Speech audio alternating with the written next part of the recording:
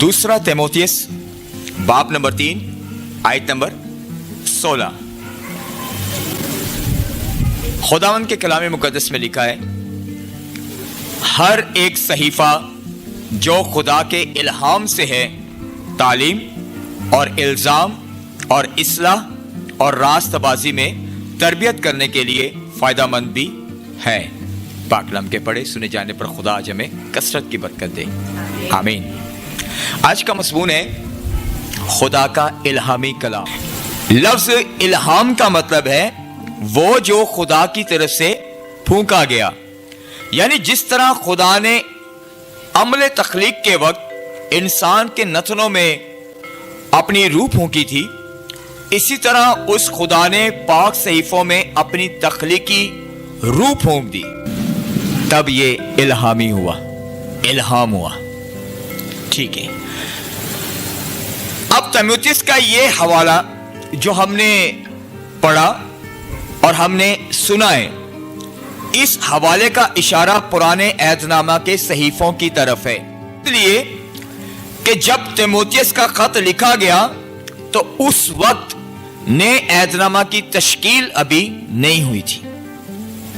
आपके पास बाइबल मुकद्दस में दो ऐहदनामे हैं, एक पुराना ऐहदनामा और एक नया ऐहदनामा। पुराने ऐहदनामा के सहीफे खुदावंद यीशु और उनके शागिर्दों के लिए मुकद्दस किताब थे। यीशु मसीह ने अपनी जमीनी खिदमत में पहली बार यशायाह नबी का सहीफा बाब नंबर 61 आयत नंबर 1 से पढ़ा कि खुदावंद खुदा की रूह मुझ पर है। तो इस्राएल की तारीख और नबियों के सहीफे इब्तदाई कलीसिया के नजदीक यीशु मसीह की गवाही देते थे,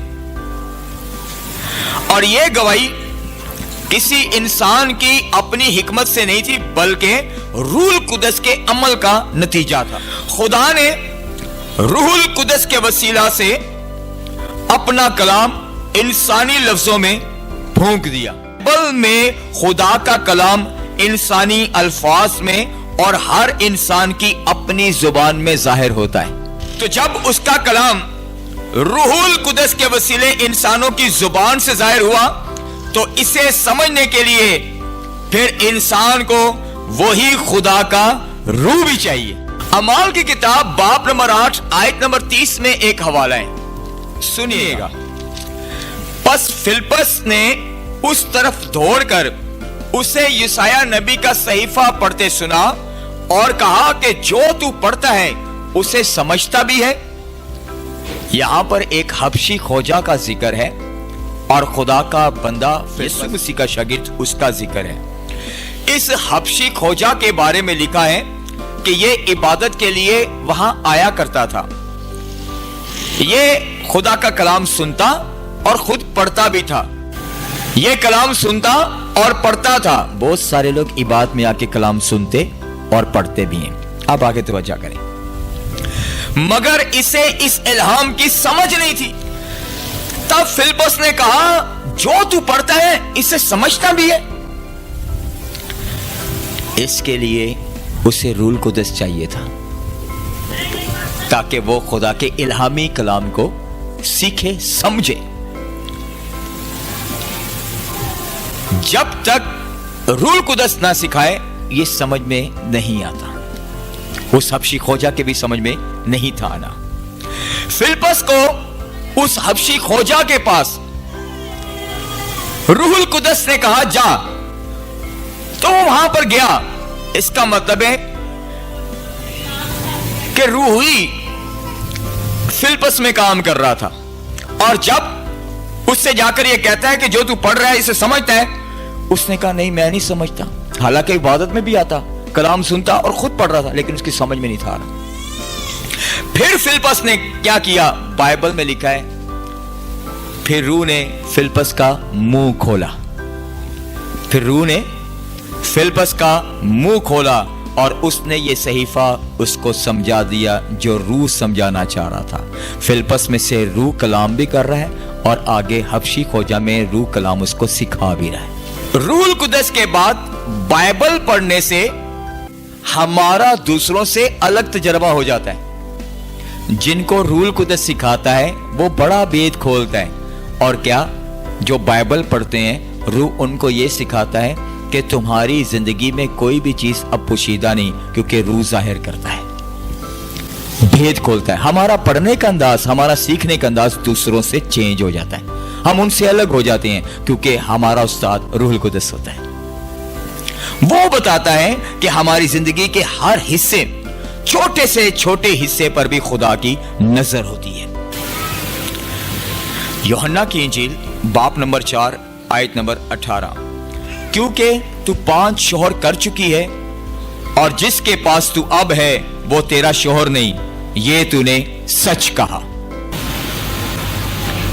ये सामरी औरत थी जो तसल्ली चाहती थी, वो अपनी बातें यीशु से छुपा रही थी, मगर यीशु ने उस पर उसके भेद को खोल दिया। यीशु ने कहा जो अपने शौहर को लेकर, उसने कहा मेरा शौहर नहीं है, बात छुपा रही थी, मगर यीशु ने उस पर भेद खोला, कहा तू 5 कर चुकी है और छठा जिसके पास है वो भी तेरा नहीं। तब वो हैरान हुई, ये तो कोई नबी है जो मेरी बातें मुझ पर जाहिर कर रहा है। रूहुल कुद्दस भेद खोलता है। इंसान की आंखें और इंसान का दिल खुशी तलाश करता है, और ये काम वो अपनी अकल से करता है, जिसके सबब से वो फंस जाता है और वहीं ठहरा रहता है। बाइबल सिखाती है कि इंसानी अकल बेकार है, और कई बार इब्लीस इस बात के खिलाफ हमें इस्तेमाल करता है कि कहां इंसानी अकल बेकार है, इंसानी अकल ठीक है तो इंसानी अकल पर भरोसा कर। इब्लीस इस बार पर आमादा करता है, और वो ये नहीं कहता कि इंसानी अकल बेकार है, बल्कि इसके खिलाफ काम करता है ताकि आसानी से इंसान फंस जाए। खुदा खामोशी से देखता है कि इस इंसान का दिल किस तरफ लगता है। जहां उसने दिल लगाया है, क्योंकि उसे वहां से तसल्ली की उम्मीद है। हाँ, हो सकता है उससे वो तसल्ली मिले, मगर ये तसल्ली आर्जी है, मुस्तकिल नहीं है। उसने 5 शौहर के लिए हर तसल्ली को कुछ दिनों के लिए अपनी जिंदगी में आने की इजाजत दी, मगर ये हर बार आर्जी निकली, मुस्तकिल नहीं। जिस औरत ने 5 शौहर किए, जिस पर भेद खोला जा रहा है। गलतियों बाब नंबर 6 आयत नंबर 7, फरेब ना खाओ, जो तसल्ली ढूंढते हो वो आर्जी है, जो इत्मीनान ढूंढते हो वो आर्जी है, फरेब ना खाओ, रूह कलीसिया से फरमाता है। अपनी जिंदगी को जानो कि क्या मेरी जिंदगी में तसल्ली है।